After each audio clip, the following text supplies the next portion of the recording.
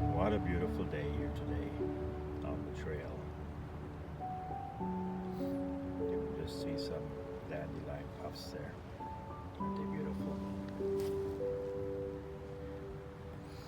In the far distance, you can see the Timmy's, and there's used to be the Italian restaurant, now it's called the Blue Nile Mediterranean restaurant. Definitely does look Mediterranean. And this is the crossroads right here. Right here in the trail. One goes up, one goes down, one goes north and one goes south. The old trestle railway bridge in the background. And the late spring river flowing down below, all the way from the Rocky Mountains.